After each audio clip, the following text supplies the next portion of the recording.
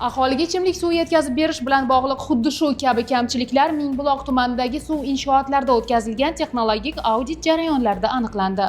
Mas'ullar bergan ma'lumotga ko'ra, joriy yilning birinchi yarmida viloyatdagi xizmat muddati 10 yildan oshgan jami 40 ta suv ta'minoti hamda oqova suvlarini tozalash inshootlari xuddi shu tarzda texnologik auditdan o'tkazilgan. Nazorat tadbirining ilk manzili Mingbuloq tumani Tegirmonboshi mahallasidagi suv uzatish inshooti bo'ldi.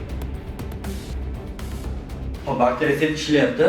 Bu qo'yilish kerak. Yer ostidan chiqqan suvni hisobini yuritish uchun albatta Sog'liqni inspeksiyasida asosiy hisob-kitob turadi. Bu yerda endi inshoot sutkasiga 10 soat mobaynida ishlaydi hozirgi kunda. 3700 dan ortiq aholi xonadonlariga suv yetkazib berishini ta'minlaydi. Zararsizlantirish uskunasi soz holatda ishlab turibdi.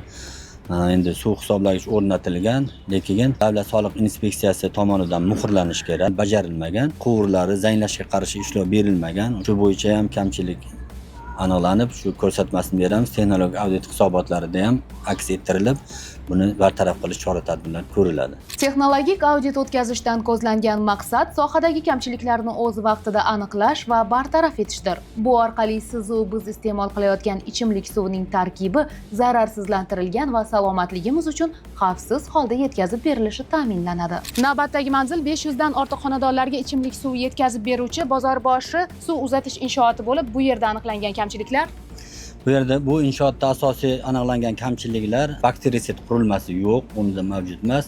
Shuni o'rnatib qo'yish talab etiladi. Ikkinchisi, yer ostidan olingan suvni hisobini yuritish uchun suv hisoblagich o'rnatilmagan. Mingbuloq tumanida jami 8 ta ichimlik suvlarini uzatuvchi inshootlar ko'zdan kechirildi.